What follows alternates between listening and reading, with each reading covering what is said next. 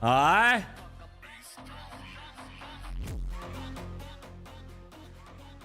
Здравствуйте, девочки, здравствуйте, мальчики.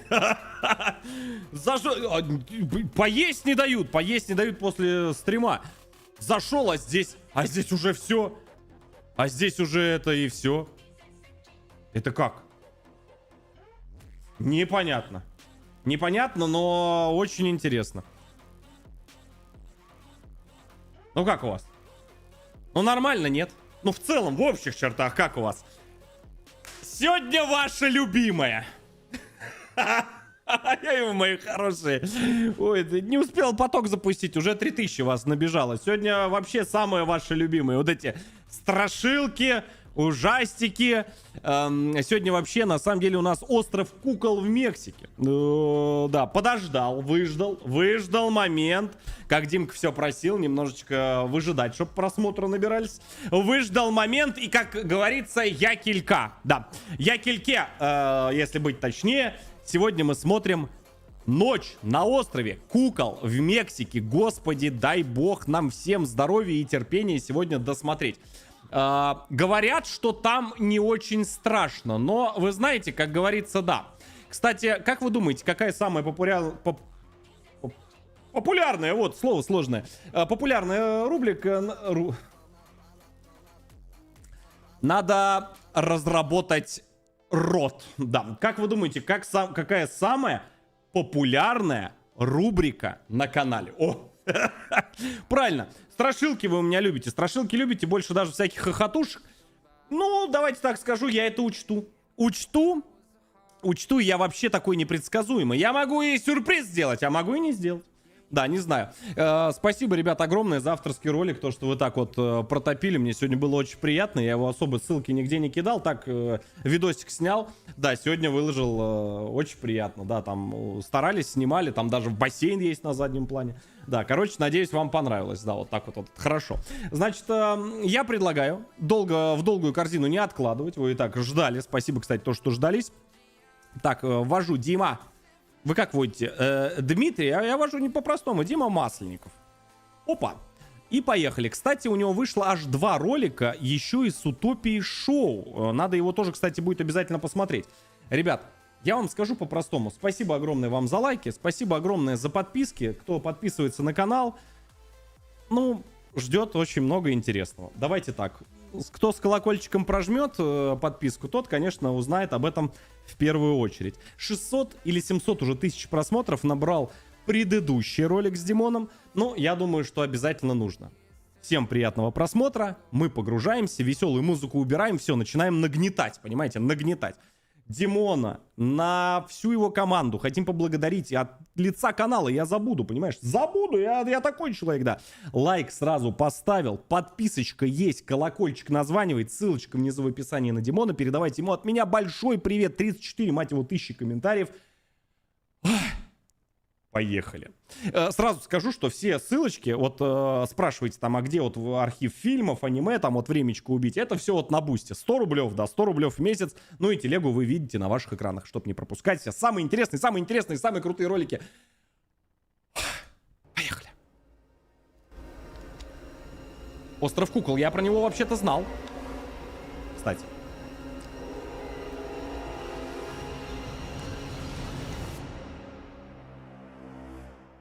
Говорят, что у кукол нельзя рисовать глаза. Раньше верили, что если у куклы есть глаза, значит в ней живет злой дух. Ее глаза я помню до сих пор. Этот взгляд всегда пугал меня. Пугал. И звал к себе. Парни, 2 года мы с вами втроем классическим, самым клевым, крутым составом не ездили за границу сниматься. Друзья, прямо на ваших глазах мы отправляемся в Мексику. Вся звездная команда. На остров кукол. Да!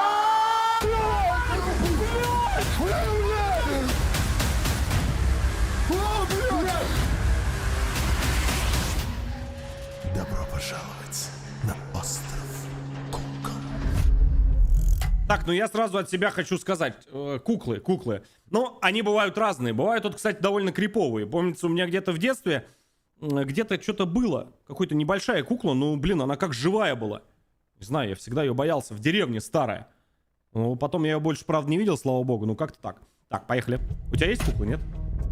А стоит Если день? вбить в интернете, какие самые паранормальные места мира существуют, естественно, остров кукол будет попадать в этот список. Меня всегда По факту. среди всех этих историй привлекали те, которые рассказываются людьми. У данного острова есть конкретный хозяин. У него есть семья. И они на протяжении многих лет занимаются тем, что вылавливают кукол и приносят их в дар умершей девочке. Ну, всем давно понятна наша позиция, мы максимально во все это не верим, но в каждой легенде есть лишь доля. Можно, говорит, мне на остановке, на вот этой остановите, пожалуйста. Я, говорит, на 1 минуту буквально за водицей из Пити. Да, сбегаю, буквально на 1 минуточку просто выпрыгну и все. Больше его никто не видел. Легенды. Да. Es el señor Julián Santana Barrera. Основатель этого острова Хулиан Сантана Барейра. В 1950 году здесь Какого? утонула девочка. Мы не знаем, как ее звали и кем она была. Но с тех пор Хулиана мучил дух этой девочки. Однажды он нашел куклу, и дух успокоился. С того момента и до конца жизни он собирал куклы для этой девочки. Когда я покупал билеты, я поймался на мысли, что по какой-то причине я переживаю за эту поездку. Давай так, когда у тебя последний раз такое чувство возникало перед съемкой? Но вот такое... Всегда. не было. Меня единственное, что напрягает, что в Мексике не гипербезопасно. Вот мне кажется, Да, из-за вот это этого. я тоже. Еще раз, как? Как, сударь, ты сказал? Не гипербезопасно? Серьезно, да? Не гипербезопасно. Там как бы не то, чтобы не гипербезопасно, и вообще слово безопасно и Мексика, это как, я не знаю, это полная противоположность, да, так что это, да, не гипербезопасно. Из-за Да, я этого, тоже из-за парюсь этого. из-за этого. Что мы знаем о Мексике? У меня знаю только одно. Буррито, это панчита, большие красивые...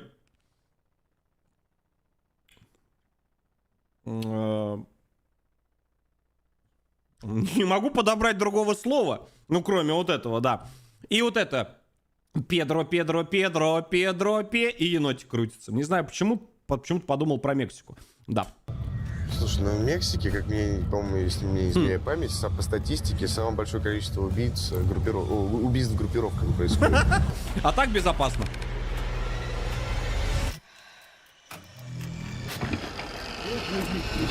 В целом вообще. Пожелайте вы нам удачи. Ну что, нас ждет сейчас первый перелет до Дубая. Примерно 6 часов мы будем лететь, а потом проведем там примерно 10-12 часов и уже полетим в Мексику. Большой длинный перелет, 22 часа. Нахрена мне это надо, абсолютно непонятно. 22 часа. Ни разу столько не летал. Я 22 часа буду ссаться под себя. Объясните мне, что делать 22 часа в самолете? Есть кто вот долгое, очень долгое время проводили в самолетах? 10-12 часов знаю, что делать в курсе. 22 часа, что делать в самолете? Ну хорошо, ты поспал, ты поел, ну, опять поспал. Ну что, ну там, ну я не знаю, ну там с ума можно сойти. Ну это сутки. Сутки. Спать.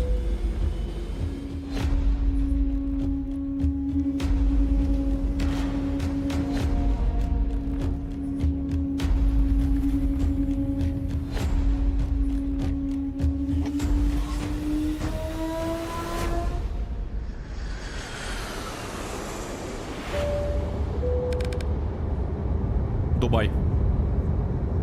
Друзья, Не прошло и 5 минут, новый стресс. Люди, знаешь, что пишут в чате? Уважаемые, можно посмотреть нон-стоп целый сезон аниме. Мозг?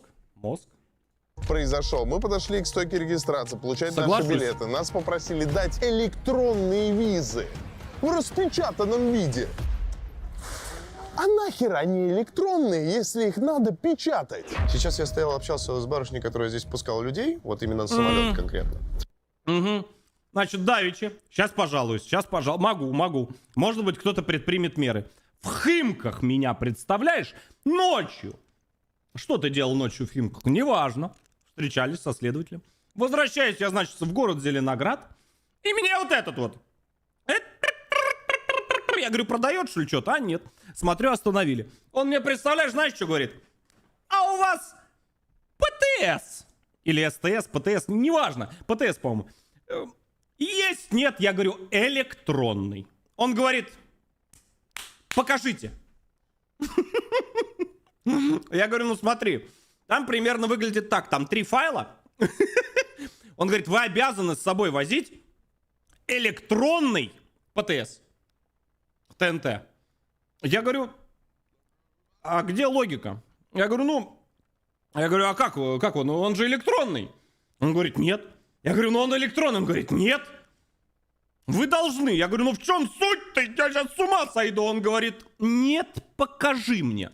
Я в 4 утра поднимал кореша, чтоб он мне его скинул. Он мне, знаешь, что говорит? Сейчас, говорит, мы машинку твою на эвакуатор закинем, отвезем и будешь ее искать. Я знаешь, что сказал? Как в этом фильме, ты помнишь? Я говорю, я сейчас генералу, говорит, позвоню, с кроватки его, говорит, тепленькой подниму, и в вашей, говорит, дыре начнется такое, если что, это цитат фильма. Да, ну, в общем, сошлись на том, что нашел я эту в телефоне. Я говорю, а в телефоне достаточно? Он говорит, да. А у нас, говорит, нет технических средств, чтобы посмотреть. Я говорю, ты чего? Я говорю, я как в передачу с Николаем Дроздовым попал, в «Мире животных» называется. Я говорю, вы что издеваетесь-то? Он говорит, нет, покажи. Я говорю, ладно, покажу. 20 минут стояли, общались. Да, показал в итоге. И она сказала, что в Мексике очень жестковато. И вот буквально нормально. сегодня вернули 20 человек с рейса русских. Чего? Это будет самая жесткая штука, если мы долетим. Знаешь, что мне люди, уважаемые, пишут в чате? ПТС должен быть у каждого автомобиля, но ПДД не обязывает возить его с собой. О! Это он меня чего, обманул, что ли? Вот. Опять слово не могу подобрать. Вот. Напишите в комментариях, ладно. И нас обратно отправят. Обратно отправить, это потрясающе. Любил рыбалку. Откуда я этот голос знаю? Я жил в небезопасном месте. Чей голос? Откуда? Постоянные разборки картелей стали обычным делом. А у воды я чувствовал себя безопасно. Прям знакомый. Чем больше я рыбачил, тем дальше заплывал. Бильбо Я как будто Бэггинс, или кто? погружался в транс. Внешний мир пропадал. Шавнем, а не из Индики ли это? Игра Индика, этот голос был. Недавно проходили. Давеча, значит, где-то месяцочек назад. Угу. Может, на канале глянуть. Оставался только я Точно, и точно. спокойная вода.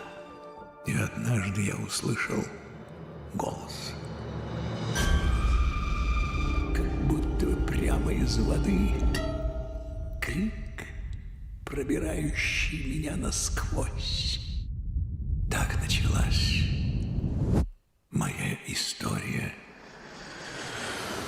Вдруг откуда ни возьмись, появилась в рот... Да, добрый вечер. Удивительное дерьмо. Мы ушли в Барселону. Это было в плане вообще? Да. Мы же в Мексику должны были полететь.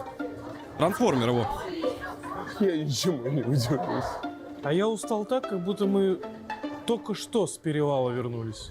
Друзья, у нас сейчас техническая остановка в Барселоне. Всех попросили взять свои вещи и покинуть самолет, чтобы его почистили, дозаправили, и мы будем совершать основной перелет. Да Почистили? Кто-то испугался заранее, что ли? сколько блядских перелетов будет?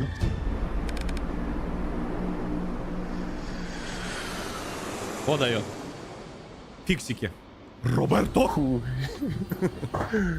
Это был мой самый долгий перелет за всю жизнь. Я, честно говоря, не думал, что вообще так можно далеко летать. И вот я в точке назначения. Довольно смешанные чувства. Вроде я рад, что я в Мексике, а с другой стороны у меня очко просто максимально напряжено, чтобы нас пустили. Ребята, чтобы вы понимали, всех отсортировали, и только нас из нашей страны направили по отдельному коридору. Что бы это значило? Я долго думал, какой формат снять в этом месте. ГОСТ. Сталкеры. Или паранормальное. А потом я вспомнил. В итоге снял сталкер в госзоне с паранормальными явлениями. Необъяснимо, но факт. Помнил опыт съемок в Японии, где, по сути, получился сильный самостоятельный ролик. А, реклама. Рекламу пропустим. Но реклама, я не против. Это двигатель этой торговли, вот. Наружу и подышим Нормально. воздухом с другого континента. Так. Что ж. Вот она, Мексика.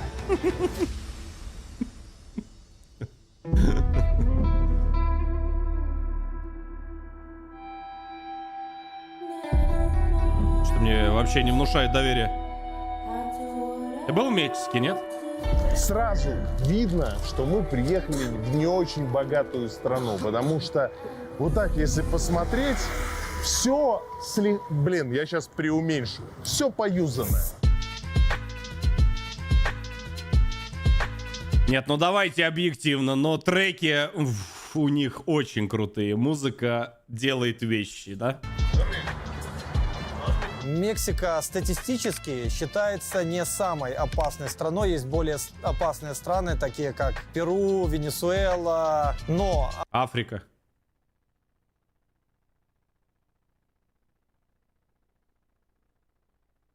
А, это не страна.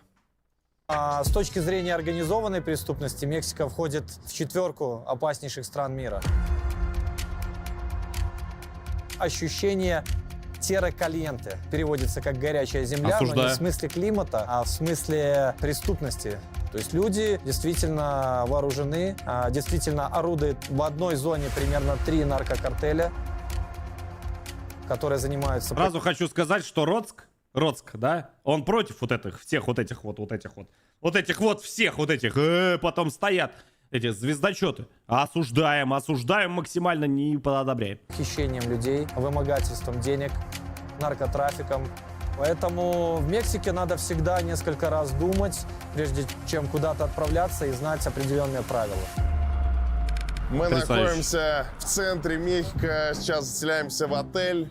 Мне, в принципе, все здесь нравится, но грязно. Вы посмотрите, насколько здесь грязно.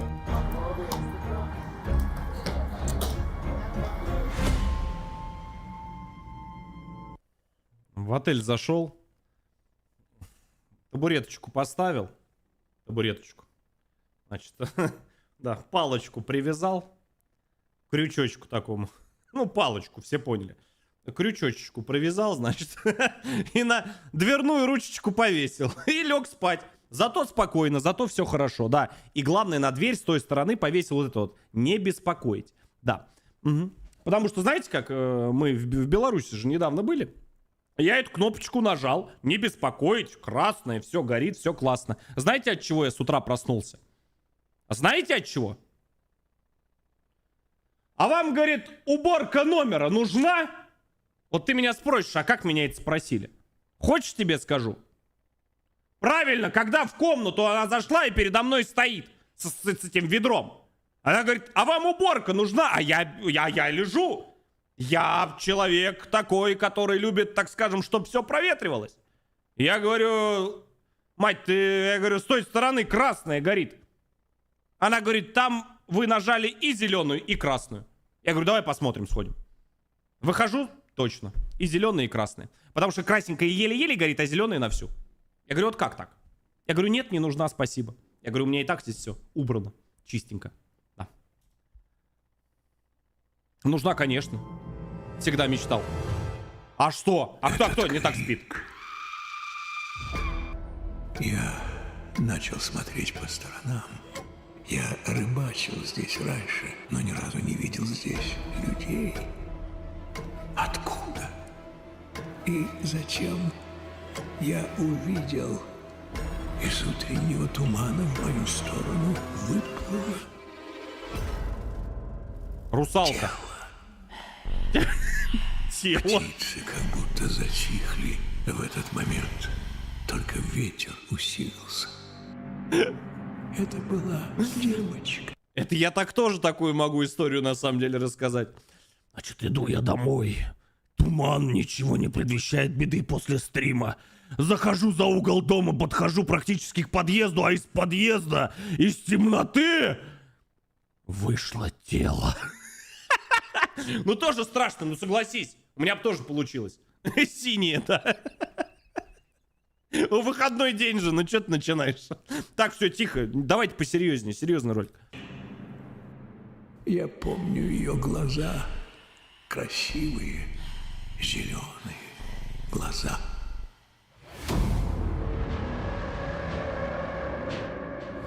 Наступил следующий день, мы отправляемся на остров Кукол. Нам надо проехать примерно 1 час, и потом мы пойдем к острову по воде. Типа Меня безумно радует, что все-таки это одно из самых известных паранормальных и мистических мест планеты.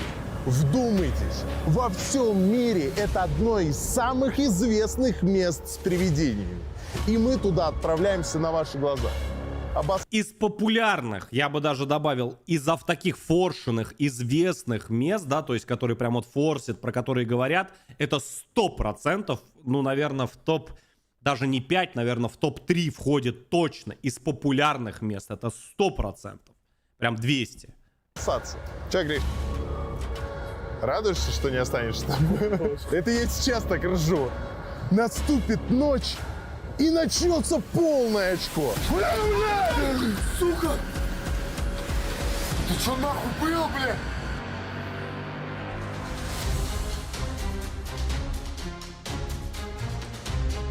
Нифига, там заброшка. Так, сударь, что ты вообще... Я вижу в твоем лице напряг. Что ты думаешь по поводу острова Кукол? Да я вообще особо не думаю по этому поводу. Я стараюсь. Блин, ты на жестком очке. Интересно, нет.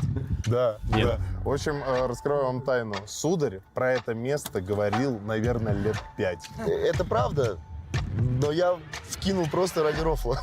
Я не думал, что ты поедешь действительно сюда. Ты хочешь сказать, что нас там встретит призрак девочки, которая бушует, если не подарить ику? Я тебе хочу немножечко вот описать ситуацию, как есть на самом деле. Вот конкретизировать то, что девочка какая-то нас встретит, это неправильное решение. Все-таки энергетика у этого места мерзотная. Ты должен сам понимать. То есть там человек какой-то, который, видимо, не дружил с головой, занимался тем, что постоянно приносил туда подношения этой девочке, чтобы она его перестала Главное, там об этом не преследовать. говори. Возможно, он кукуха поехал. И в итоге этот же человек утонул в том же канале. И его труп нашли там, понимаешь? Есть много версий того, почему он это делал. В принципе, наша задача — приехать на остров, посмотреть все своими глазами и сделать вывод. Я склоняюсь все-таки к идее, что он просто был сумасшедшим. Julián falleció a los 86. Ульян скончался в возрасте 86 лет по необъяснимым обстоятельствам. Он умер... Господи, прости меня. Прости, пожалуйста, я не хотел. По непонятным и очень загадочным обстоятельствам Дон Педро в возрасте 112 лет скончался. Никто не понимает, что случилось. Может, он просто уже апостол, за ним просто приходит, говорит: отец, уже ты че, родной, уже все сроки, уже все часики прозвонили, уже сколько можно? Простите, пожалуйста, ребят, я правда не хотел так шутить, тихо. Ровно в том месте, где обнаружил девочку. Его дело продолжил его племянник. И сейчас здесь несколько тысяч кукол.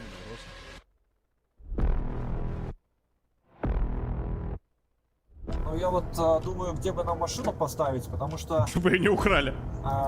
небезопасно оставлять машину в незнакомых районах на окраинах, потому что ее могут снять там колеса, разобрать. То есть мы сейчас едем в тот район, где такое происходит. Да, вот это, я понимаю, уже песня, а не район. Здесь как будто можно качественных огрести. Фактически я знаю множество примеров людей, которых я знаю, которых были попытки ограбления, туристов грабят очень часто, очень много сводок. Если ты не знаешь местных традиций, не знаешь местных правил, плохо владеешь языками, риск иметь там неприятности достаточно высокий. Просто нажать. Мне кажется, что с моим уровнем английского языка, да, я думаю, что в первый же день след бы там простыл от меня. Да, мне бы спросили что-нибудь, я сказал hello, и говорю, здорово, отец, да и все. Это мачете, блядь. Мачете! Они жонглируют мачете, друзья! Ты снял это? Нормально. Нам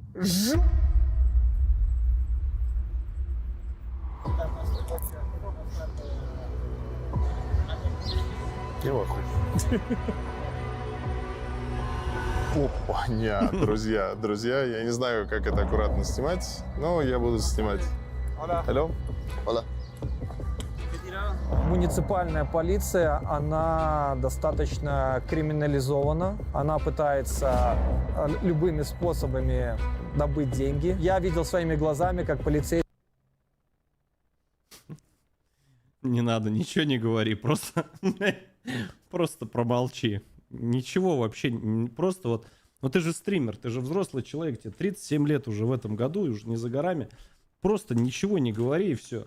Просто скажи да и все, и сделай вид, что ты ничего не услышал и ничего не видел.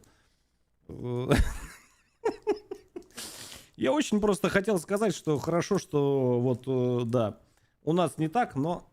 Да, поэтому я так и скажу, в принципе, да. Да, вот у нас не так, да, у нас не так, нет. Вообще не так. Полицейские хотели незаконно несколько раз человек задержать. Эвапорадор. Este. Что? Надо понять? Ninguna проблема. Мне уж страшно говорить. Чтобы вы понимали, насколько мы выделяемся, мы подошли в центр, в место, где мы будем встречаться с нашим лодочником, и к нам сразу же подошла Национальная гвардия. Сразу же. Что сейчас происходит? Мы приехали в самый центр данного района, чтобы наш гид поговорил с лодочником, который нас довезет до острова. Это была сверхсложная задача, потому что на быстрой лодке практически невозможно до тут добраться. 85 тысяч лайков, да конечно, ага. Алло? Сказки. Una pregunta, podemos grabar a ti? Sí. Мне очень нравится язык их. Я вам без шуток сейчас говорю, без всяких приколов. Всегда нравился их язык. Ну, очень крутой. Что мы делаем?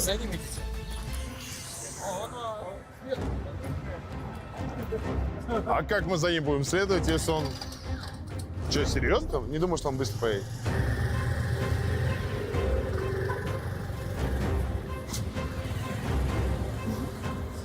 Насколько часто грабят на мотоциклах? Очень часто в банках Всегда. можно увидеть людей, фотографии, которые грабили этот банк, прям доска почета. И очень часто эти люди при себе на голове имеют мотошлем, то есть, потому что это удобный аксессуар скрыть свое лицо. Ну и мотоцикл более юркий, то есть проворный, можно скрыться быстрее и не такие большие вложения, чтобы его купить. Хорошо, что мы на мотоцикле. Вот я как мотоциклист скажу, я никогда не нарушаю. Никогда. Никогда, да. Вообще такого не бывает. И по банкам я не хожу. Честно говоря, становится стрёмно, потому что мы сейчас не в самом лучшем районе, а нам приходится здесь ходить с камерами, с оборудованием, которое любой из вот этих мотоциклистов может в любую секунду украсть. Очень странный вайб, вообще максимально. Я не понимаю, Идем что за ним. А где он? Вот он, вот он. Мы бежим за чуваком на мотоцикле, который нас проводит на остров Кукол. Здесь огромное количество грязи, огромное количество различных бомжей, бездомных. И тут же ходит нацгвардия с автоматами.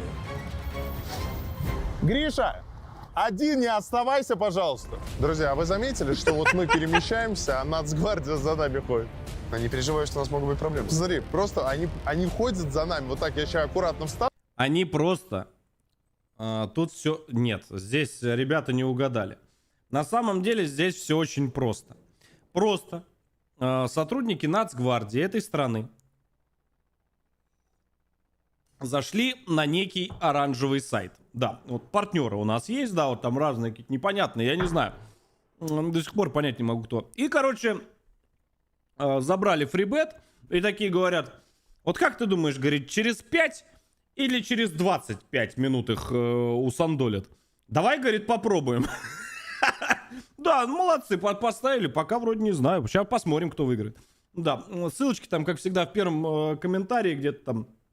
Я не шарю, ребят, закрепленный комментарий там где-то есть в чате. Я не знаю, что они скидывают, понятия не имею. Хорошо, что у нас рекламы нет. Поехали дальше. Да, не знаю, я не шарю, ребят. Я человек простой, да. Кружку какую-то подарили. Ну, типа, незаметно. Не знаю. Совершенно. И они ходят постоянно за нами. Полиция была как будто не особо заинтересована. Им хватало работы. Мало ли откуда в речке взялась девочка. Они видели многое, что творят картели. И это далеко не самое страшное. Я запомнил только две детали, показавшиеся мне странными. Первое — никаких следов борьбы. Она просто умерла мгновенно. Как будто что-то просто выкачало из нее жизнь. Вторая — детектив сказал, что девочка мертва уже несколько часов. Тогда чей крик я слышал? Дальше берем велотакси, которое нас довезет до лодок. То есть надо брать уже все вещи. Окей, друзья, мы пересаживаемся на еще один вид транспорта. Нам надо поймать велотакси, чтобы доехать до лодок. Велотакси? Сейчас я только заберу самые ценные вещи, потому что никто не гарантирует, что эту машину не вскроют. Мы где? Я бы туда дорогие камеры вообще бы не брал, никакие. Бля, погода испортилась прям. Главное, чтобы не ливанул дождь. Потому что если ливанет дождь, то это, конечно, съемка сразу превратится в кошмар. Вода херачит отовсюду.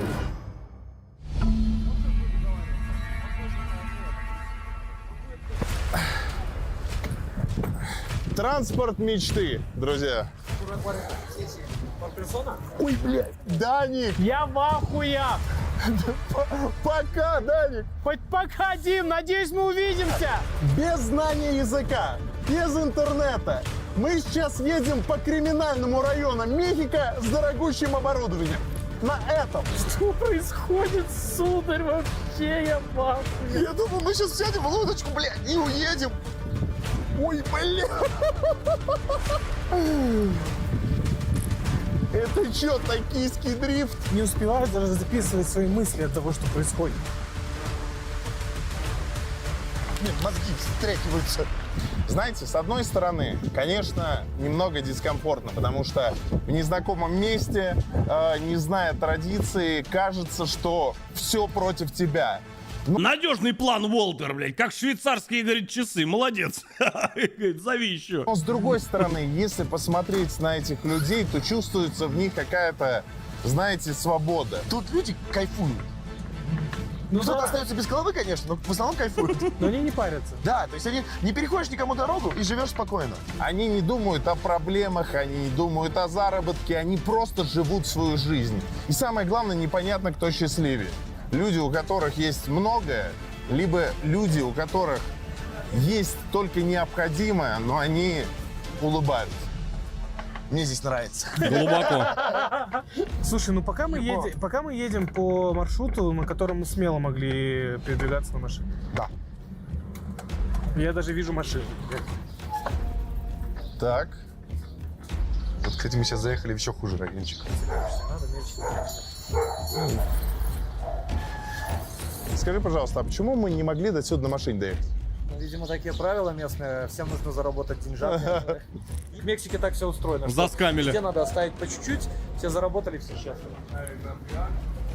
О, мать твою, на чем мы поедем сейчас? Посмотри, на какой хрень.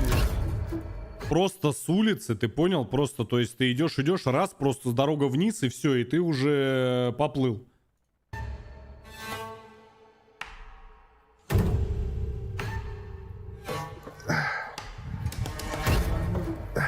Ой, твою мать.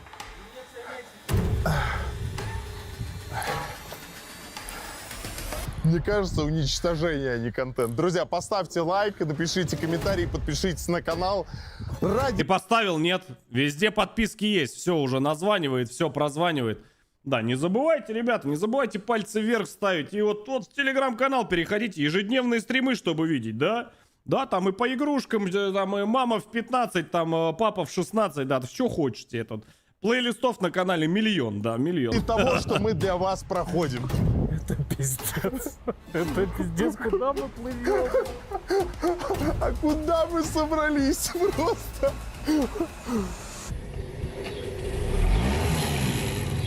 Друзья, хочу заметить, что он гребет шваброй. Сейчас, говорит, вы, блядь, досмеетесь. Добро пожаловать в Мексику. Вот сейчас как будто мы реально вот добро пожаловать. Блин, мне одновременно и безумно интересно, и безумно стрёмно.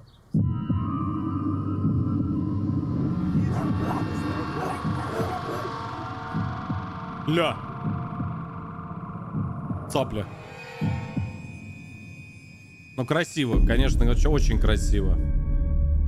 Обалдеть. Мы где, блядь, Гриш?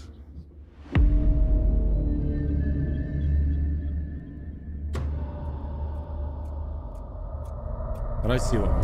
Ты понимаешь, что мы просто далеко, и если нас кто-то укусит, понадобится достаточное количество времени, чтобы за нами приехали сначала, потом забрали, еще непонятно, где здесь больница. Не-не, ну это билет в один конец. Непонятно, какая больница. Мне какой-то фильм, да, напоминает, типа «Анаконда» или что-то такое. Так, друзья, поднимается ветер, небольшая морось. Очень странно, что с каждым километром приближения к этому острову погода становится все хуже и хуже. Конечно, это совпадение, но очень странно. Не думаю.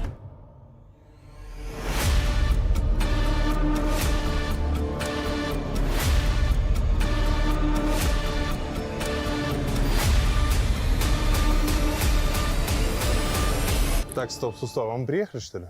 Да, ребят, мы приехали.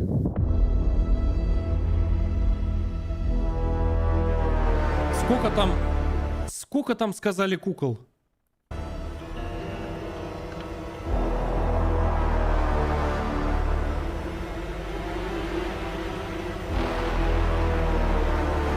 Блин, она Здесь ночью будет по кайфу, вот вообще просто по кайфу, максимально. как будто пригласила вообще.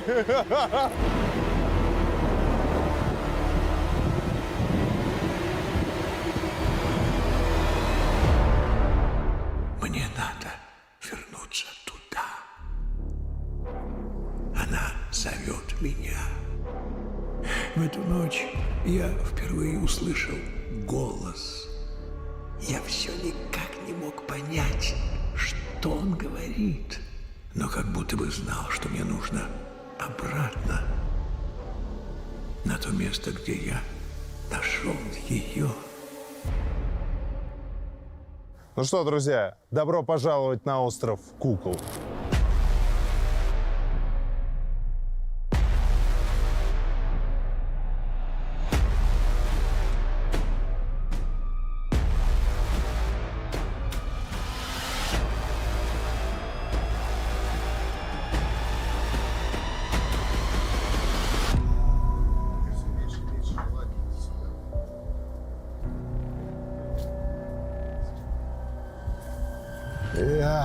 Это просто одище какое-то.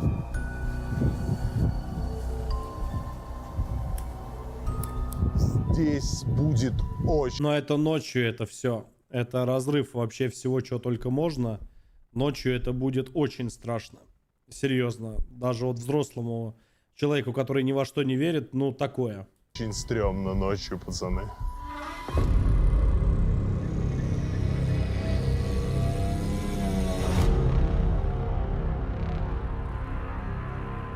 Друзья, смотри, кто весь мурашка, весь мурашка.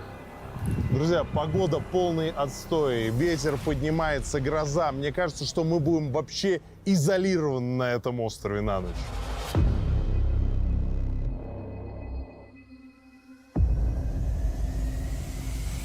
И дверка закрылась, и дверь закрылась. Я в Москву, в жопу. Вот знаете, я очень много видео посмотрел вообще про историю острова Кукол, про то, что здесь происходило. И вайб этого места не передает камера. Здесь надо находиться, чтобы понять, что это безумно страшное, пугающее. Есть места не страшные. Я бы это место, знаете, как назвал? Больше даже не страшные, а жуткие места. Знаете, вот они вот просто вот такие вот, как криповые. То есть, ну, как-то не по себе становятся. Это 100% вот есть такая место. тема. Особенно в такую погоду. Меня зовут Брайан. Я один из смотрителей этого острова. Я покажу сегодня вам остров, но оставаться на ночь не буду.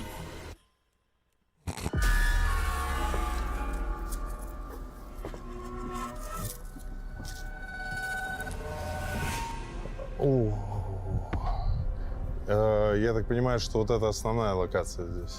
Слушай, Дима, знаешь, ощущается все-таки энергетика какая-то. Я не знаю, может быть, мы себе напридумывали, может быть, мы как-то вошли в это состояние страха, но ощущается реально очень стрёмно. То есть, как будто сжимается все вот так. Да. Просто когда ты видишь изуродованных младенцев повсюду, вот это на чувственном уровне страх и панику вызывает. Особенно, когда ты понимаешь, что это куклы, с которыми играют дети.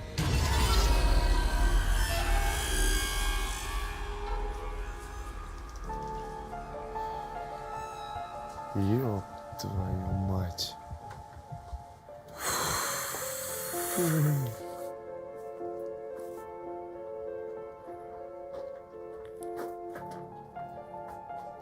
Это выглядит невероятно жутко. Как фильм ужасов. Бля, ты просто посмотри.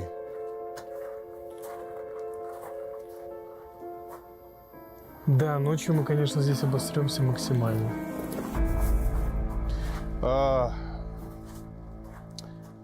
Это она, что ли? Ну что ж, а вот это та самая главная кукла, которая первая здесь была.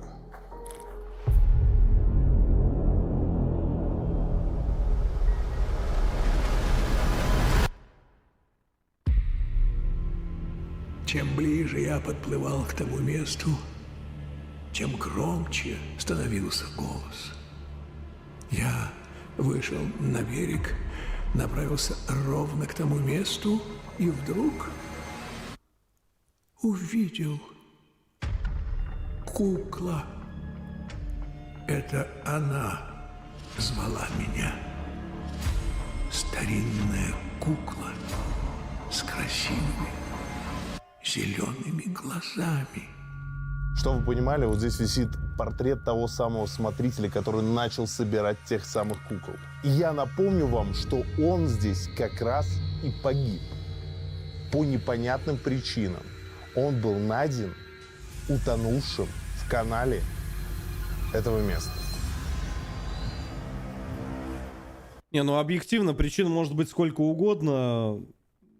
Кто там будет разбираться в такой глуши, правильно? Сошлются на возраст, на что угодно. Ну, типа, ребят, я думаю, там никто не разбирается особо.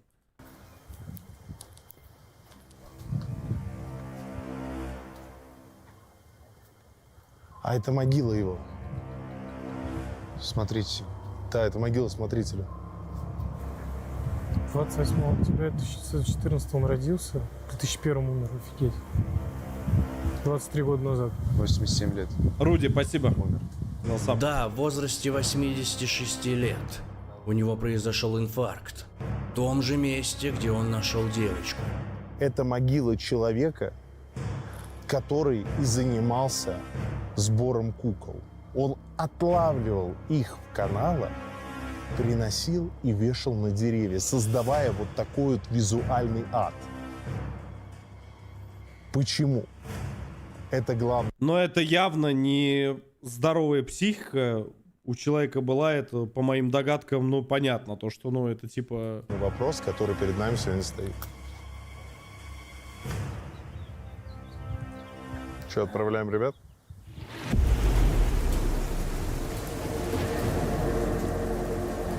Лучшая погода для съемок.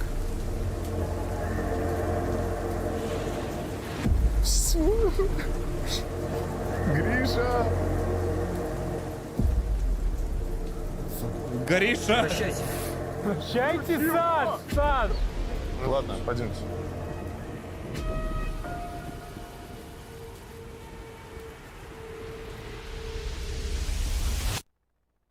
Вы только представьте, сколько усилий нам потребовалось, чтобы очутиться. Так, рекламку я, с вашего позволения, друзья, подскипну. Чик. Не, это я еще раз говорю. Реклама, наоборот, надо радоваться. Почему? Потому что, ну, представляете, сколько это перелет, съемки, монтаж, все это организовать, это колоссальные суммы денег. Дай-ка светильник.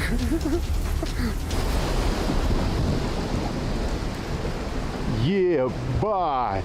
Так, друзья, начинается лютая гроза, лютый ливень, и получается, что мы будем заперты в этом доме.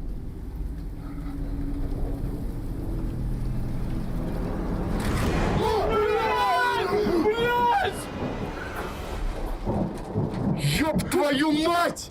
Просто смотри, как херачит. Стоп, град! Ребят, град, блядь! В Мексике! Что за хуйня? Нихуя я не понимаю, в Мексике плюс 35 нахуй, сегодня выпал град? Вода херачит отовсюду. Самое главное, чтобы на камеру не лилось. Да, ай-яй-яй-яй, блядь. Ах, чего? Все, да, блядь, за шиворот льется все.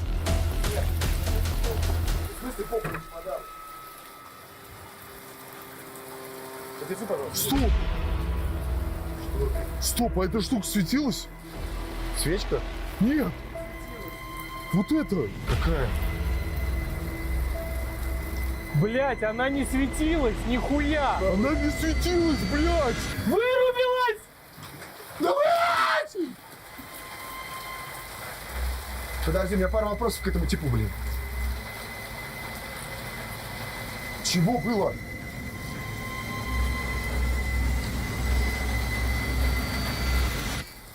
Сейчас. Вопрос.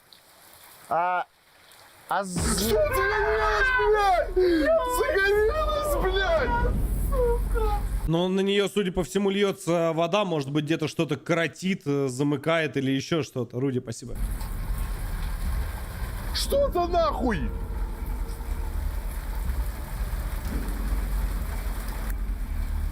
Чувак, это чё, блядь?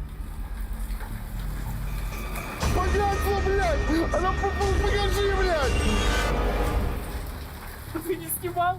Нет! Кинстон касса?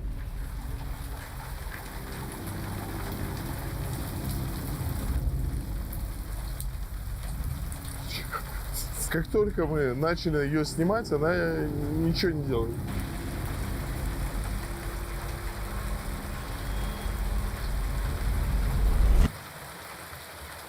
Дима, положи нахуй на место. Включилась? Он просто взял в руки ее. Взял в руки, чувак, она включилась. Выключилась! Причем она начала она моргать начала.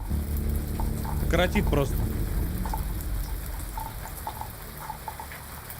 Это ты включил сейчас или что это? Я просто я дотронулся до нее. Может, она на прикосновение работает? Возможно. Поэтому из-за воды включилась. Скорее всего. Да не, это электроника.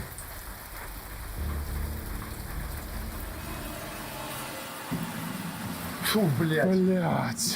Блядь. Мне просто дыбом 103 волоса стоят. Нахуй! Сука, блядь! Да я испугался! Ты испугался! Ты что делаешь, блин? Встань! Знаешь, что я увидел? Вы стоите, я вдруг увидел у него на плече руку. Я просто охерел! Какую? Мою, блядь! Сука, пацаны, мы на какой-то панике, надо успокоиться! Здесь есть еще одна особенная кукла. Ее зовут Фауст. Ее привез мальчик, который сказал, что эта кукла издает странные звуки ночью. А когда он просыпался утром, у него на руках и ногах были маленькие царапины. Мальчик сказал, что кукла проклята. Я правильно понимаю, что вот эта кукла одержимая. В ней злой дух живет, и мы с ней останемся здесь на острове. О! Очень здорово. Смотрите, это гребаный фильм ужасов. Мы стали сюда приближаться, погода ухудшалась. Нам рассказали историю вот про эту чертову куклу. И потом началась гроза с дождем. Таким, что мы зашли именно в этот дом и остались здесь. А потом вода стала все заливать так, чтобы мы были поближе к этой кукле. Вот так это выглядит, понимаете? Не, ну это просто, как уже сказать, это череда совпадений, можно так сказать. Даник, стопни пока. Сейчас, я хочу... Давай подумаем, где мы все время... Стоп. Вот сюда, Свет. Как будто здесь будем. Ну, интересно. Я не По совпадениям, чё как. Что тут здесь прям это... Сейчас, подожди.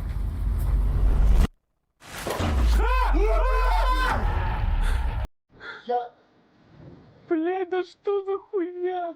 Что это, дверь была сейчас? Дверь ебанула.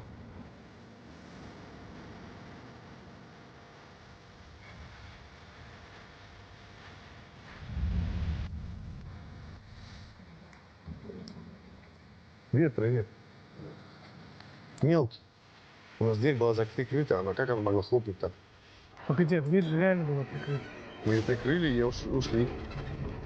Она как будто открыла, закрыла.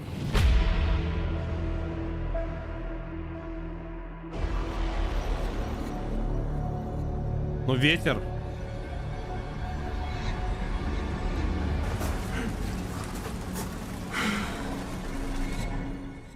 Ну, ветер. Теперь я ее. Я перестал есть. Я перестал спать. Ее голос звучал у меня в голове, и я перестал различать, где мой голос, а где ее. Она не хотела оттуда уходить, лишь просила принести другие куклы. Так появилось это место.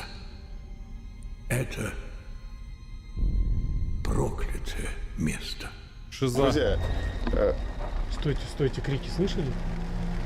Эй, Блин, мне кажется, они просто, знаете, вот Димон нагнал атмосферы, и они просто сейчас все там, знаешь, начинают там все слышаться, видеться, но психосоматика обычная. вы не слышали? Я один это слышал? Просто въебите меня, чтобы я отрубился, я вас умоляю.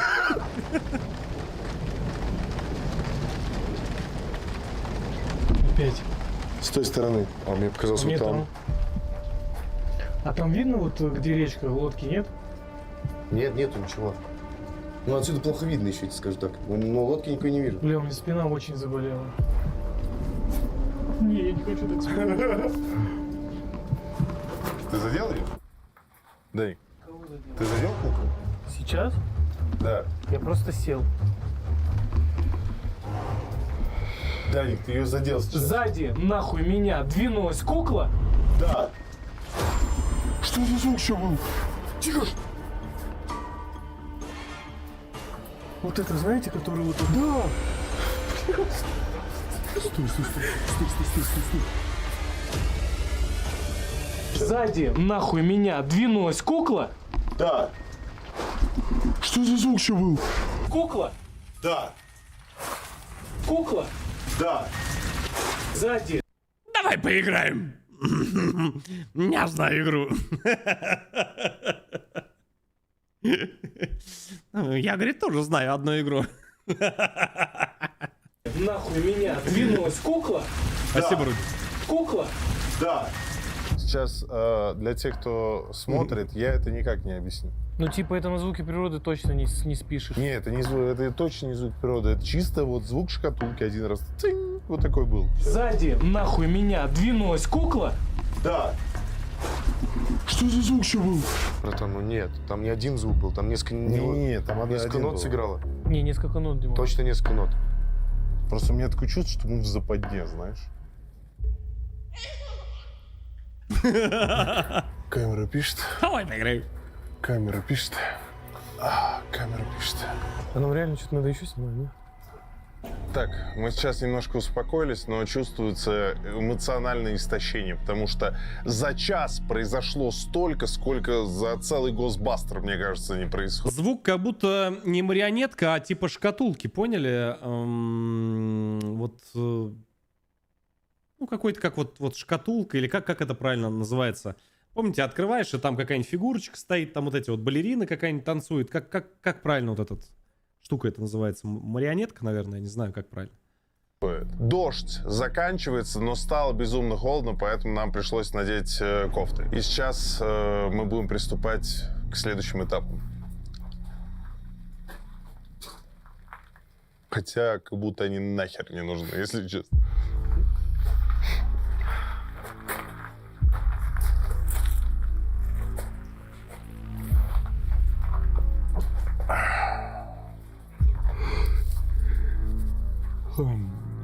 Твою мать, конечно. Ну, типа, да, шкатулочка. Сильная история. Заводная такая. Это можно было назвать паничкой? 100%. Это она и была. А, да? Кинстен касса?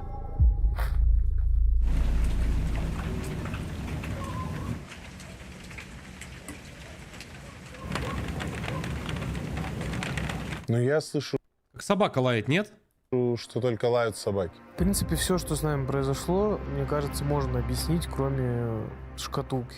А может здесь... Давайте посмотрим, вот что могло издать такой звук. Стой. Вот это вот. Да.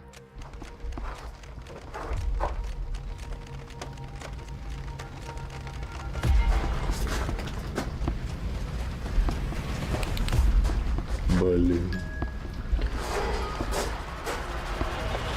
Двинулась кукла? Да. Что за звук еще был? Чувак, это вот этот звук был. 100%. Ну, вот это вот немножко странно. Это как минимум странно. Прям вот такое. Знаешь, что могло быть с этой хренью?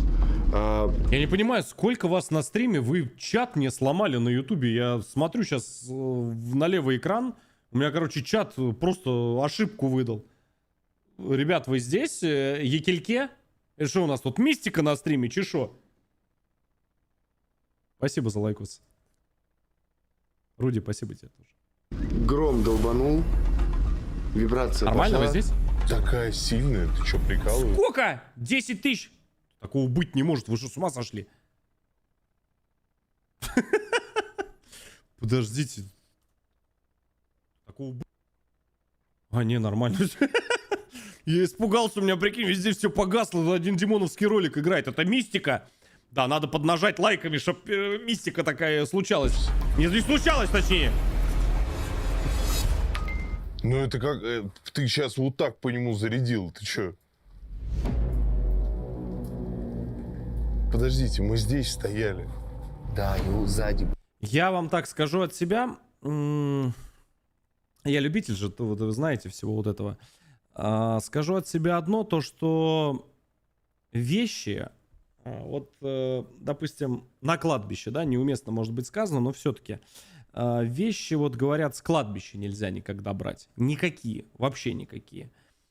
Я в свое время начал копошиться, будучи еще, по-моему, студентом. Я говорю, а почему? Почему? ну, понятно, типа причины, почему, но у всего есть какой-то вот, откуда это пошло. И если быть откровенным, я был очень удивлен, потому что огромное количество каких-то статей, вот этих вот маленьких заголовков, еще чего-то, но это все больше какая-то желтая пресса, то есть чего-то вот прям конкретного, типа, короче, к чему все это свелось? К тому, что ты, когда что-то берешь с собой, ты можешь домой принести, типа, что-то. Ну, вот можно вот так вот сказать. То есть ты как бы можешь с собой принести, и там уже по-разному интерпретация идет. То есть там какую-то негативную энергию, либо еще что-то, либо еще что-то, либо еще что-то. Возвращаясь к ролику Димана.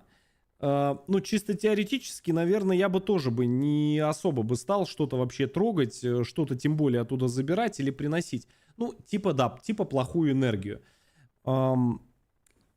Была тема на одной из заброшек, которые я снимал. Я увидел, он, знаете, вот эти вот ножи-то, как они правильно называются? 100 в одном-то вот это. Ну, он раскладывается во все стороны.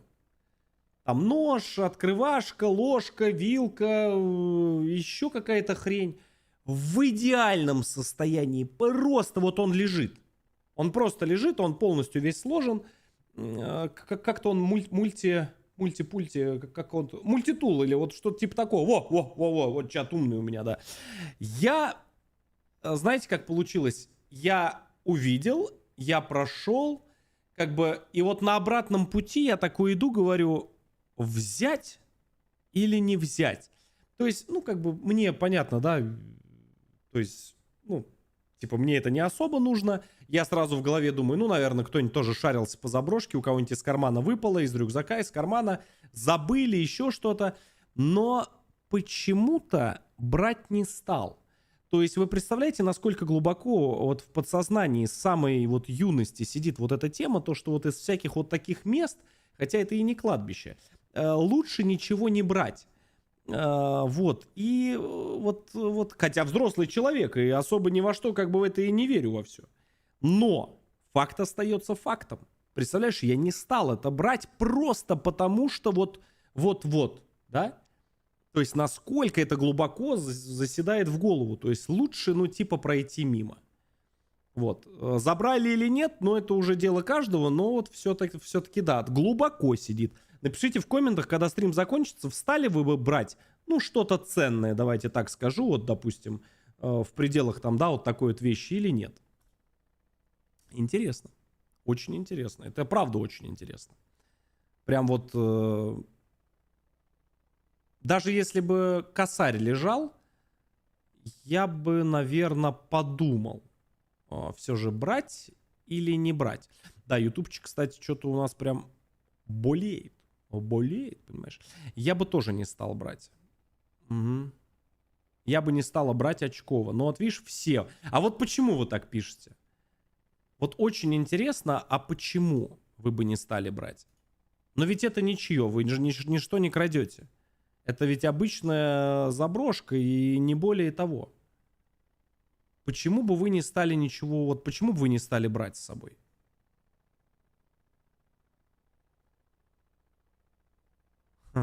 Вот видите, вот вы представляете, нас 10 тысяч человек, и, я не знаю, 70%, наверное, больше написали, что я бы тоже не стал. Хорошо, у меня вопрос. А 5000, если лежит? Вот пятак лежит, вы идете по какому-то месту, ну, такому. Вот взяли бы 5000 или нет? Деньги-то неплохие. Очень хорошие даже. Для любого человека. Вот это вот интересно.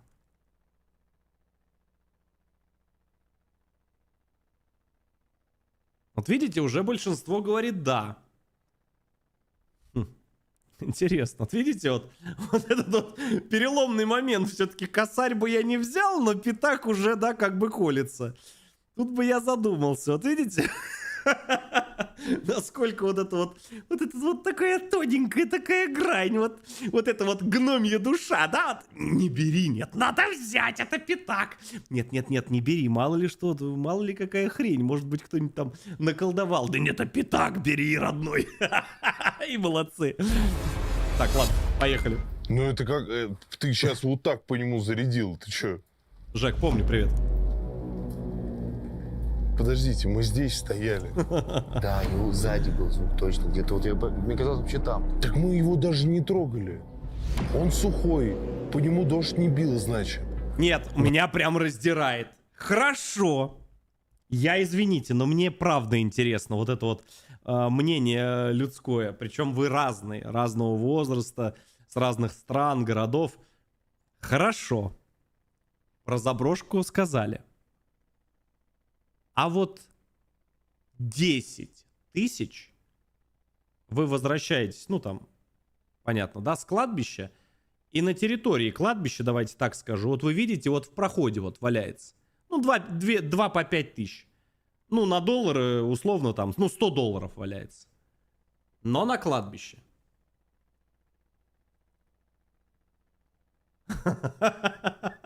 Вот здесь уже, видишь, то есть такое, уже как бы, ну, вроде как вот... Да, вот это вот подстава, да. Взял бы и маме отдал.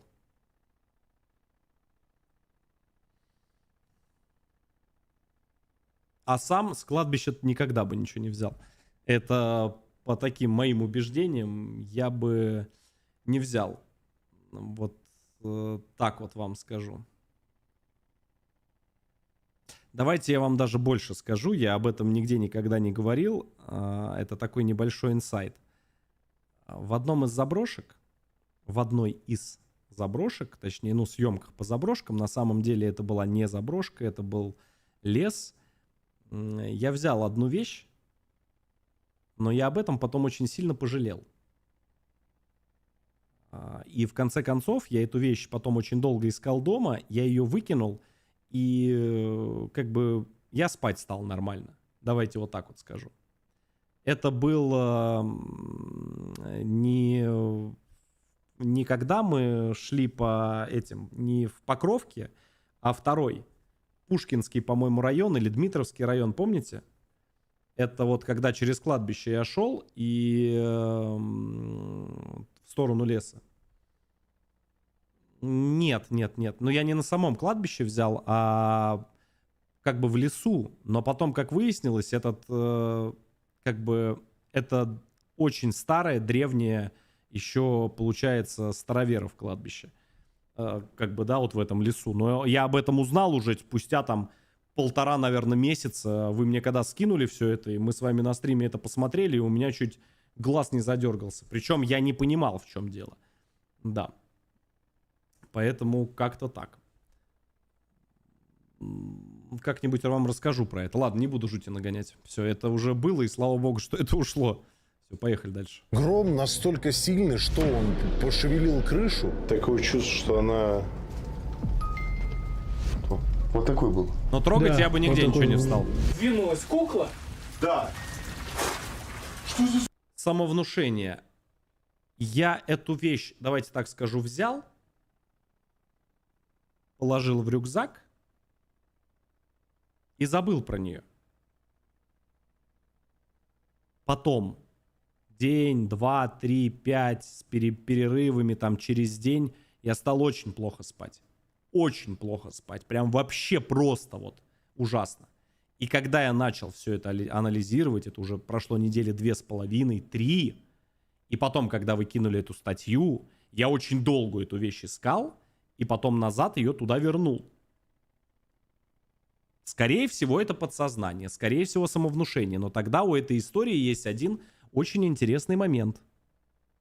А знаете какой?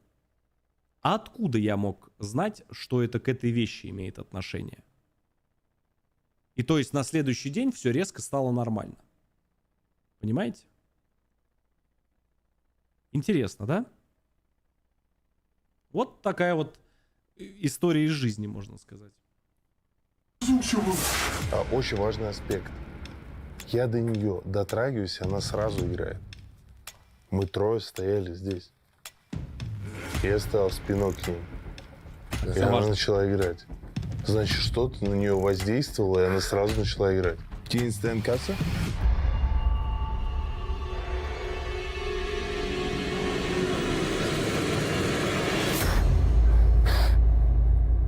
А, ты так решил поиграть? Я сам лично видел, как Фауст двигался. Мы остались в соседнем доме на ночь и в час ночи услышали смех. Взяли фонари, прибежали сюда и увидели, как Фауст поворачивает голову. Нас было двое, и оба это увидели. Так, друзья, как вы знаете, я заранее анонсировал ролик про остров кукол, и вы мне написали в личные сообщения огромное количество советов, что делать в этом чертовом месте. И один из них мне безумно понравился. Считается, по легенде, что если привести сюда куклу в дар призраку, то она автоматически становится собственностью острова, как только попадает на него. И если с ней что-то сделать, то мы тем самым спровоцируем дух. Я привез куклу.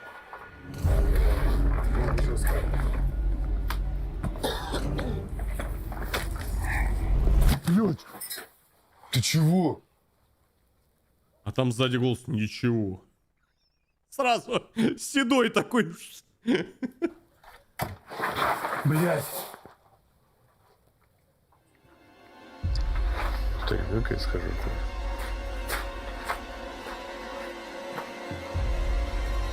Ветки деревьев. Животные. Я устал уже, я не могу. Я реально вот устал от страха. Держись. Все нормально. Дима? Ёб твою мать, Коля! Ёб твою мать, Коля! Ну нахрена?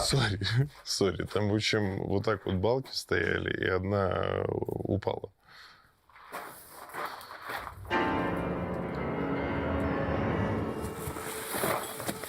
Это старая кукла.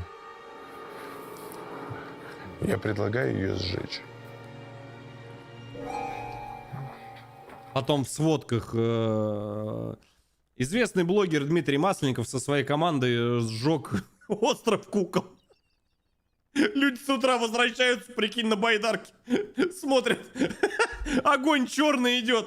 Не, говорит, пацаны, нету там, говорит, никого. Вообще, говорит, скучно, неинтересно, говорит, вообще не испугались, вообще. Просто, говорит, с канистру бензина взяли с собой, говорит, к чертовой матери, все подожгли. Нас, говорит, 2 раза кукла заговорила, 3 раза соседняя повернулась, все, говорит, мое терпение закончилось. Да поможет нам священный огонь, блядь.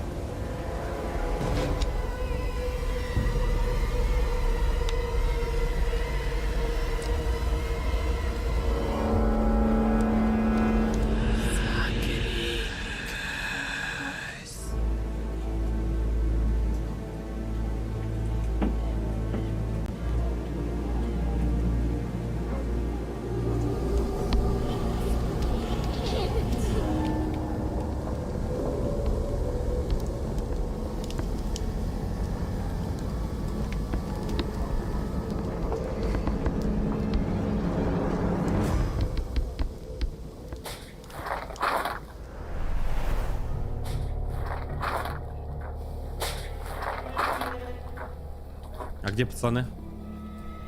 Ты слышал? Я слышал.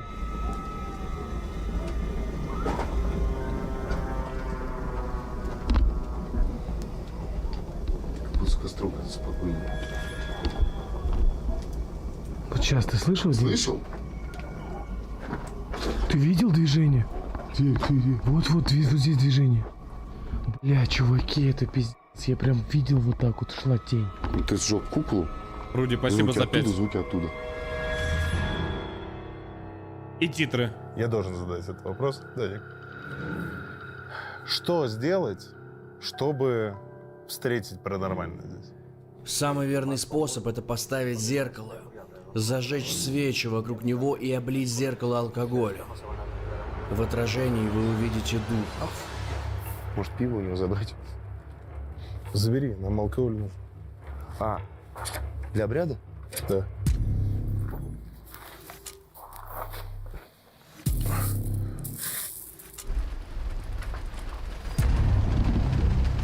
У меня вопрос ко всем. Ну, у нас же научно-познавательный канал, мы тут все знаем. Тут умный стример или не очень, неважно. Вот эти все шутки и приколы с зеркалами, когда мы рассматривали несколько локаций под заброшки, есть возможность прийти в то место, ну так скажем, да, мы сделали, пробили такую возможность. Ну, давайте так скажу, где всемирно, подчеркну, популярное, да, кое-что нужно сделать с зеркалом, да, там кое-что нарисовать, и кое-кто к вам придет. Давайте так скажу. Это вот есть одно и есть второе место, вот одно из них вот это, от которого я отказался. Я говорю, Руди, спасибо за плюс 10 еще. Я говорю, спасибо, но нет.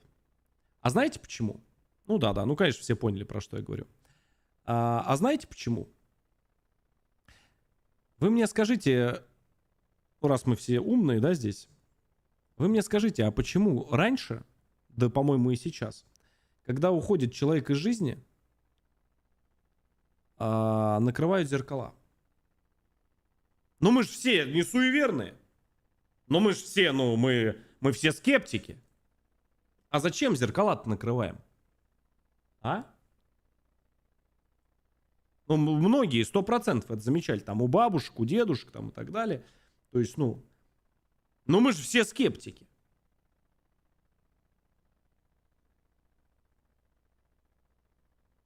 Вот вы представляете, вот насколько мы люди странные, да? Мы ни во что не верим. Покажи нам видос, никогда ни во что не поверим. Но зеркала мы накрываем. А почему так? Это традиция, но никто не задумывался, почему.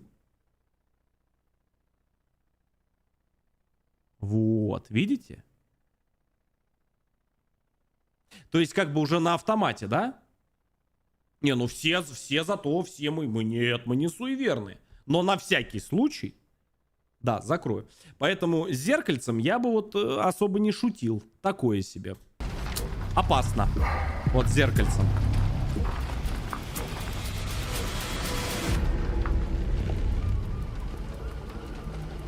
А просто с банки пивной взял.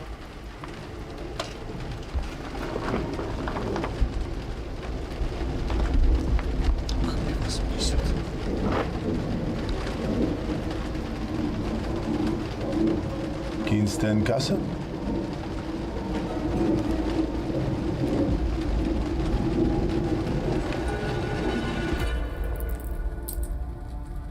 Чего? Че с камерой? Она замигала сейчас. Батарея сдохла, пишет. А где у нас от них батарейки? Сейчас я помню.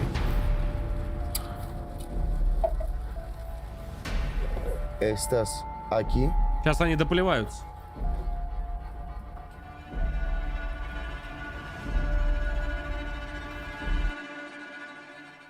Каждая кукла похожа на хозяина, не так ли?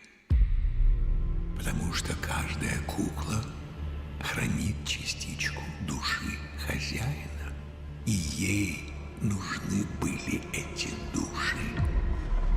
И я находил куклы везде, в мусоре, в каналах, брошенные всеми, искалеченные. Я, кстати, знаю, кто еще хранит частичку души своего хозяина, но не об этом сегодня. Она как будто питалась ими. 17 лет я строил этот остров. И однажды она сказала, что готова.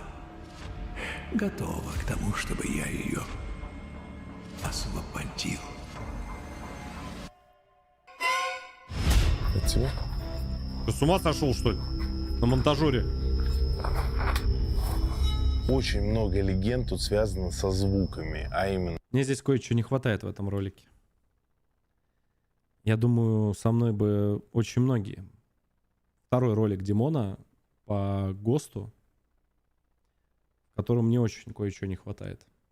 И вот конкретно вот это место и еще одно. Я говорил тоже. Знаете, что мне не хватает? Как вы думаете?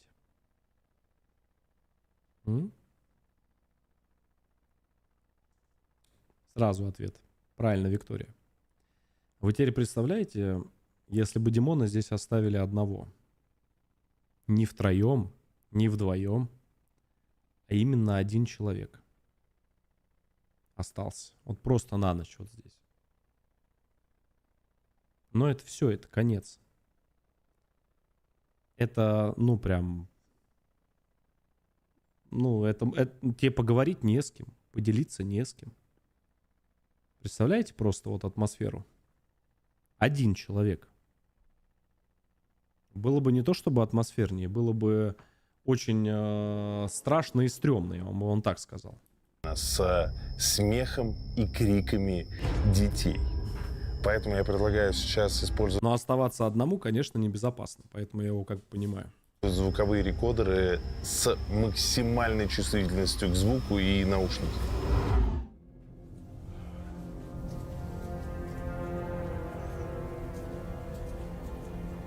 Поусиливает звук.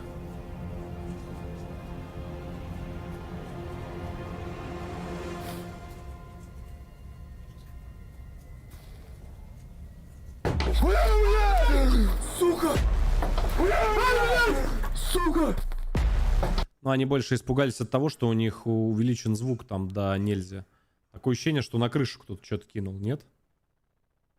Как будто по крыше. Сука! Сука! Это что нахуй было, блядь? Не, чуваки, это пиздец, это пиздец, это пиздец, это пиздец. Будто ветка упала. Нет, как будто что-то камень какой-то. Руди от души. Ну, там никого нету. Это был искренний ахер сейчас. Бля, мне кажется, я горло сорвал вот одним этим криком. Я просто не знаю, насколько это громко было бы без наушников. Без наушников, я думаю, это просто очередная ветка упала.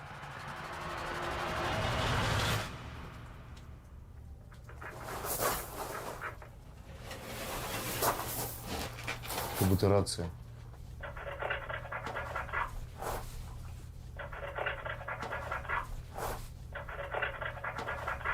Бля, чуваки, что это было?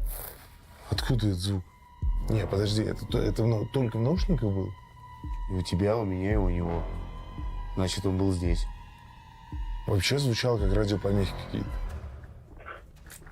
Стоп. Опять. Слышали? Может, это обувь так? Нет, нет, нет, это точно не обувь. На обувь похоже. Хотя, может быть, обувь. Обувь. Нет. Погоди, а вживую слышал сейчас? Нет. Это звук чистый из наушника, его в натуре не было.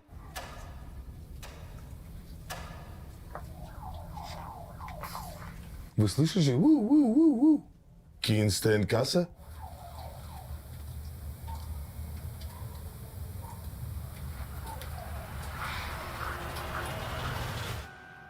Слушай, но с другой стороны, гитарные комбики ловят радио. Хочешь сказать, с помощью звукового рекордера, когда мы его используем постоянно на съемках в Москве, ничего не ловится, а тут ловится. Да, а тут радио. Мексика FM. А вы чувствуете, как запахло? Да не, говорит, это я испугался. Нормально, пацаны. Болотом. Гнилью. Гнилью. Ну, болотом. Бля, есть жесткий вопрос. Ветер поменялся, потянуло оттуда. Я пытаюсь просто хоть как-то объяснить. Какой? Можешь подойти ближе? Спрашиваю. ¿Puedes venir más cerca?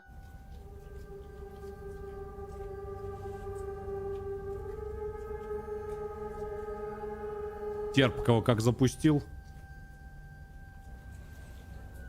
Ну вы чувствуете? Да. Друзья, если бы сейчас камера передавала запах, я думаю, что вы бы сидели в шоке, потому что откуда повеяло какие-то...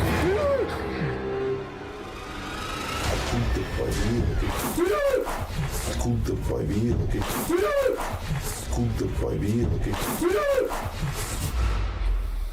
Я краем глаза увидел, как она захлопнулась. Дверь захлопнулась? Да. Сука, все, я не могу, я в пизду наушники. Блин, мне жутко стало, когда вы сказали, что болотом запахло. Потому что на этом острове как минимум один утопленник нами. Она не призрак девочки. Это что-то более древнее, оставшееся здесь. Она... Я по своему маленькому, конечно, опыту просто скажу одно, то что она дошла, но почему она еще раз пошла, вот это вопрос. То есть ветер, все остальное может быть, но второй раз, почему она вот дернулась, вот это вот уже вопрос.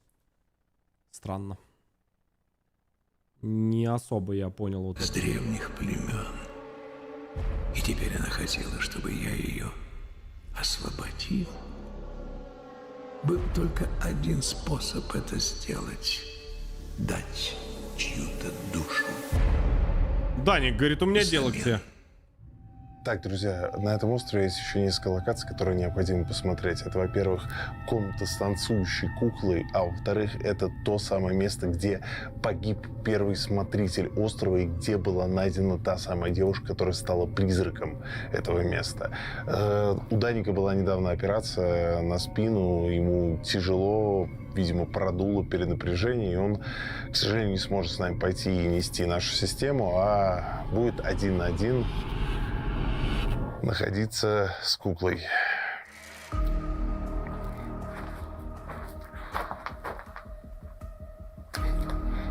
Давайте разделимся. Гляделки. Ну, привет, малышка.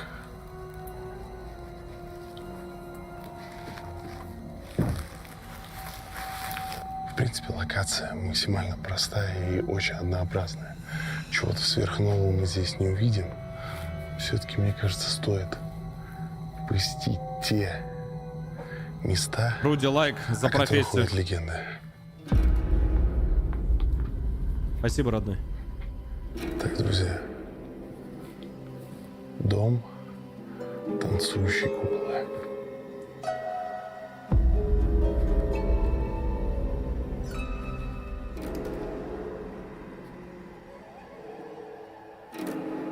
Что-то... Раньше я владела девочкой, и она постоянно жаловалась отцу, что кукла заставляет девочку танцевать с ней.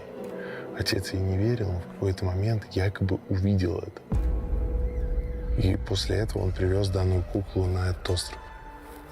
Сударь, я предлагаю, ты остаешься здесь, я пойду к месту гибели. А, давайте все разделимся. Фауст, ты живой?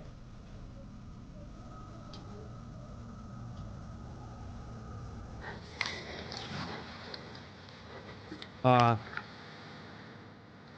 Я хороший парень, если что. Никого никогда не обижал. Никому специально не вредил. Ребята, это спуск к воде.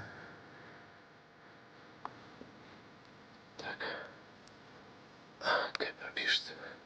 картинка офигенная, как в хоррорах прям. Смотрите, какие глаза натуральные, прям как будто настоящие внутри. Не знаю, из какого материала они сделаны, прям жуть.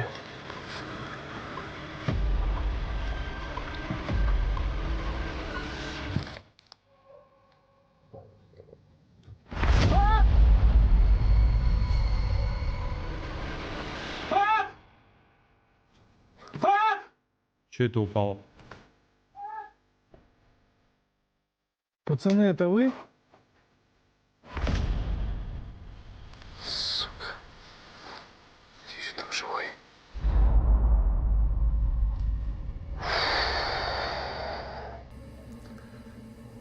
2 креста. Один в память о девочке, второй в память о первом смотрителе. Ну вот мы и наедине с танцующей куклой. Бля, мне очень страшно, ребят, я в оцепенении, я не могу встать даже. Мне Что за очень хрень страшно. упала, я не пойму. Все взгляды этих кукол прикованы к тебе.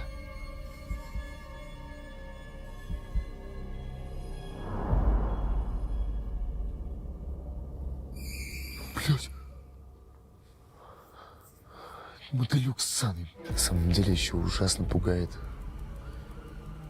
та ситуация, что здесь водятся змеи. Чтобы вы понимали, прямо за этой стенкой что-то плещется. Это рыба какая-то, что ли? Но там на самом деле больше стрёмно за всякие эти крокодилы, львы, гориллы, блин.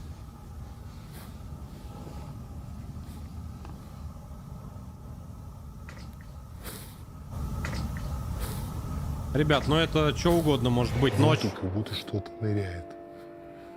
А первый звук был прям практически отсюда.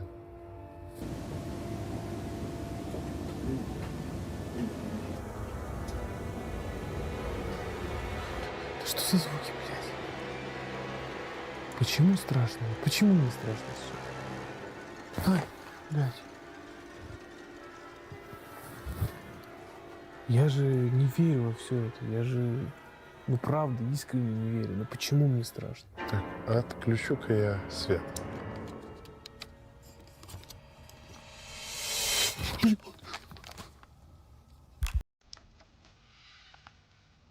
Что там так хлюпает, я не понимаю.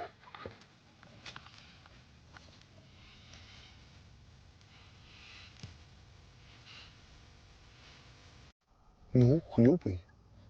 Что вы понимали, я стою практически на том самом месте, где погибли 2 человека. 2 самых значимых человека для этого острова.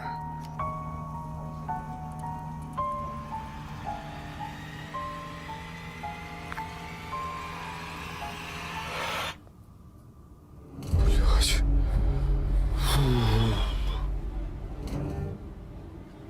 Здесь в уголочке есть отверстие. Я в момент туда поворачиваюсь, мне кажется, что за мной вот так наблюдает кто-то. Существует очень интересная вещь такая. Чем ты дольше находишься вместе, по предположению, то что типа, как это правильно сказать, предположению того, что да, там что-то есть сверхъестественное, тем больше ты это место начинаешь напрягать. И как бы,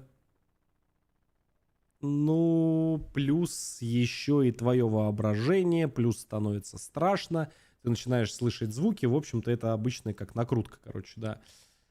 Но это если пойти вот путем того, что ничего не бывает, и я ни во что не верю. А сяду-ка я в абсолютной тьме.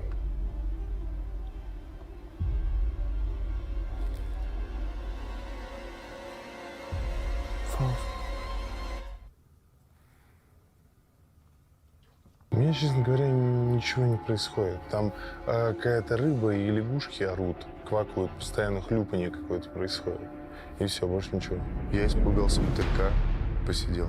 Ну, порассуждал еще пару моментов по поводу того, что происходило, что могло происходить. Ну, в общем, больше такое. Чуваки, у меня пиздец. Постоянно какие-то звуки, шаги. Кто-то скрипывается. Я предлагаю здесь ложиться спать.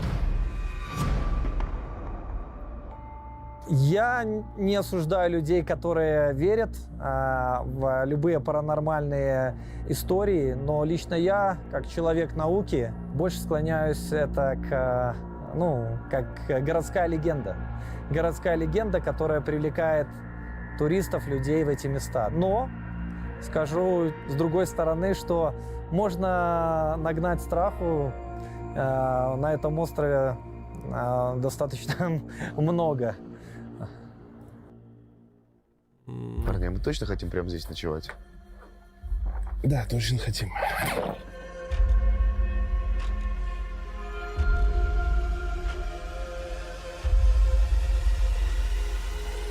Что сегодня самое страшное было для вас? Вот это реально крипово. Я лайк поставил. Так, стоп. Теперь давайте объясним все то, что происходило в этом выпуске.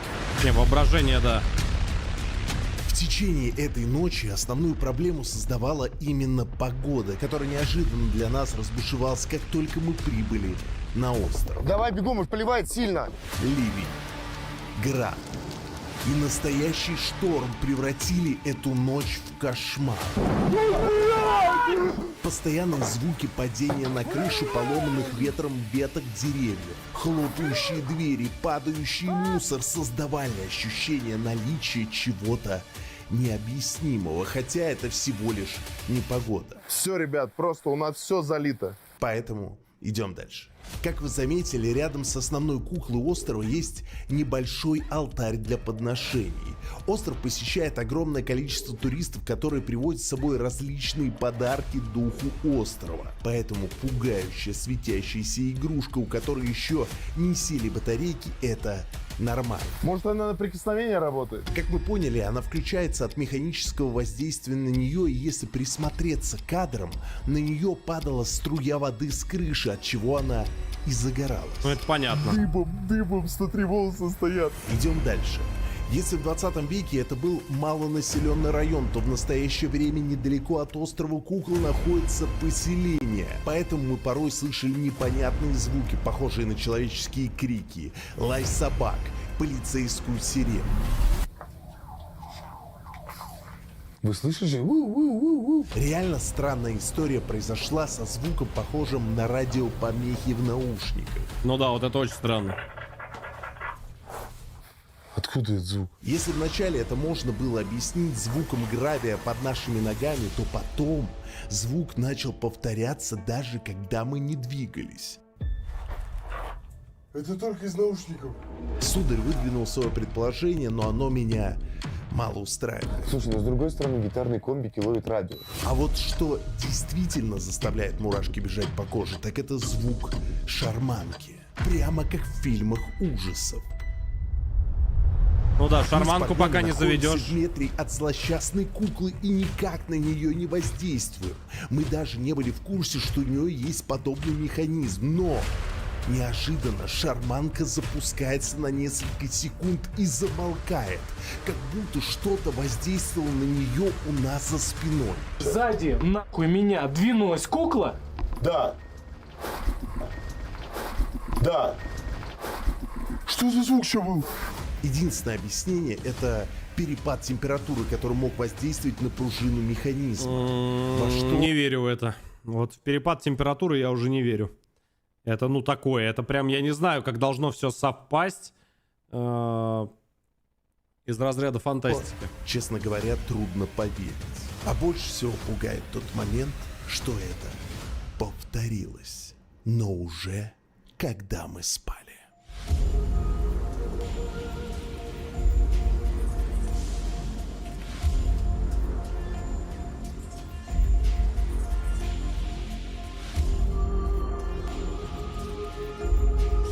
Блин, вот в такие моменты пипец, просто пипец, как не хватает чистой, вот без монтажа, вот видеоряда, вот послушать все вот эти звуки, все остальное. Может быть, что-то ребята не услышали. Очень не хватает, вот прям, знаете, вот оригинала. Блин, просто вот хочется вот послушать, вот какие там реально звуки. Но это, с другой стороны, это в таком месте может быть все, что угодно, тем более, если ветер, деревья, еще что-то, это там можно себе напридумывать просто, я не знаю, до одурения. Поэтому, ну, такое.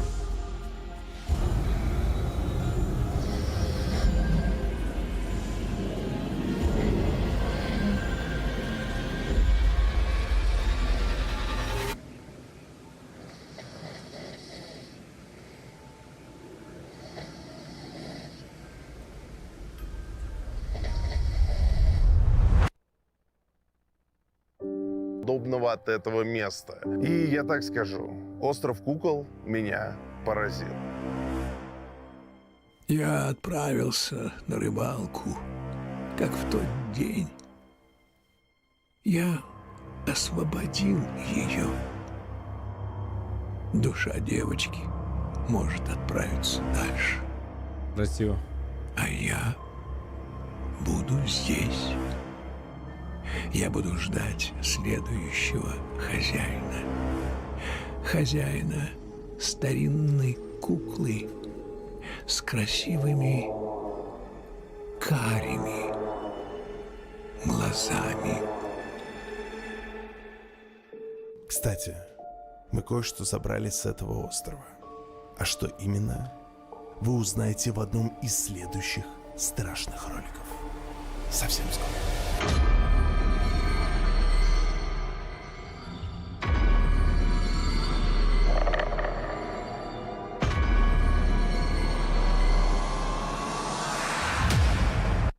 Отсылочка. Отсылочка.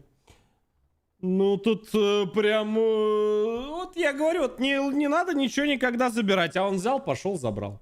Руди, спасибо огромное за такое количество сабок, друг, за поддержку. Спасибо всем, кто подписывается тоже на Бусти, вот ребятам. Ну, я удивлен. Я удивлен, ролик крутой. Были страшнее, были круче в плане, ну вот, да, вот мест и всего остального. Есть странные моменты, которые для меня вообще абсолютно непонятные. Вот, наверное, вот с этими радио не знаю. Не знаю, под вопросом. Так что, ребята, ну что ж, это был очень крутой стрим. Посмотрели ролик. Да, не забывайте про партнеров. Ссылку в первом закрепленном комментарии, либо в чатике про наших оранжевых, да. Вот, ну и я, конечно, не знаю. Вы, наверное, уже... знаете ли, не то, что вы уже, а вам, наверное, очень нравятся, да, все-таки такие вещи, вот, которые, знаете, пощекотать нервы, да, вот вы любите, да. Ну, я это учту, ладно, я это учту. Но уж больно, знаете, не хотелось бы после определенных моментов, которые у нас произошли на одной из заброшек, вообще, в принципе, возвращаться в эту тематику. Но я учту. Посмотрим на лайки, на подписки. Если вы прям топите, ждете, я это учту. Вот. И попробую себя все-таки переосилить. Я вот так вот скажу. Ладно. Больше ничего говорить не буду. Ну, палец вверх, подписка на канал. Все, кто не подписаны. Ну, а там посмотрим. Обнял, приподнял. С вами, как всегда, был Лех, Хардплей. Увидимся. Не забывайте, да, обязательно, ребят, на телеграм-канал тоже подписываться. Все бесплатно. И на наши ежедневные стримы обязательно приходите. Вечерами стримлю. Все оповещения, все инсайды в телеграм-канале Hard Inside. Обнял, приподнял. Это был очень крутой вечер, ночь у кого-то. Удачи. Всем добра. С вами, как всегда, был Леха, Хардплей. Увидимся.